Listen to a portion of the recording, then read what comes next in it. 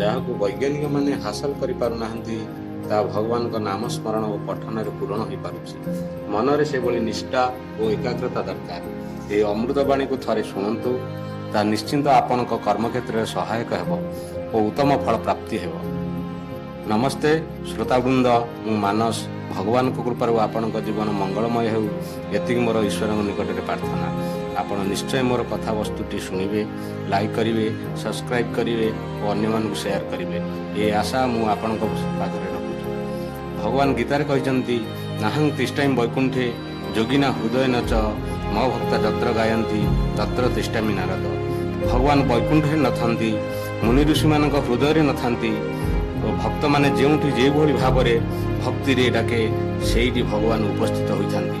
ବିଶ୍ୱାସରେ ହରି ମିଳନ୍ତି, ତର୍କରେ ବହୁ ଦୂରକୁ ପଳାଇ ଯାଆନ୍ତି। କର୍ମ ଭିତରେ ଭଗବାନଙ୍କ ନାମ ସଂକୀର୍ତ୍ତନ କରିବା ନିଶ୍ଚିନ୍ତ ଆବଶ୍ୟକ।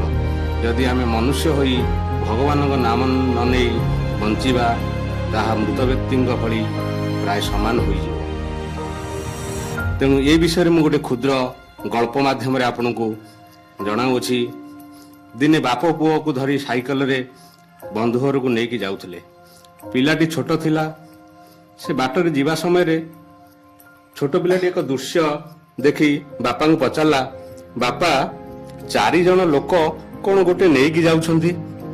ବାପା କହିଲେ, ଇଏ ହେଉଛି କୋକେଇ। ଇଏ କଣ ବାପା? ସେ କହିଲା, ଯେଉଁ ଲୋକ ମରିଯାଆନ୍ତି ତାକୁ ଏଇଭଳି ପାଉଁଶରେ ଧଳା କପଡ଼ା ଗୁଡ଼ାଇ ଶ୍ମଶାନକୁ ବାନ୍ଧି ନେଇକି ଯାଆନ୍ତି, ସେଠାରେ ତାକୁ ପୋଡ଼ିଥାନ୍ତି।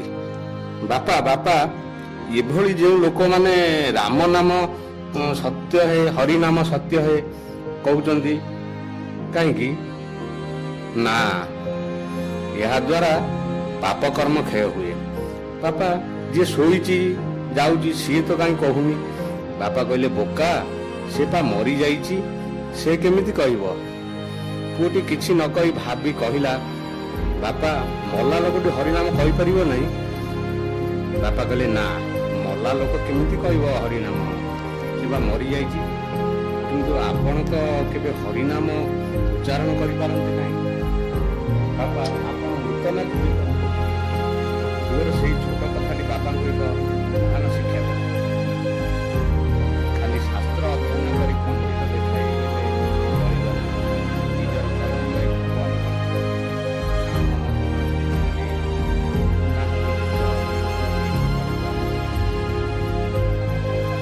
କିଛି ଜ୍ଞାନ ନିଶ୍ଚିନ୍ତ ଅଛି। ଜ୍ଞାନ ଆହରଣ କରିବା ଉଚିତ। ଥରେ ଜଣେ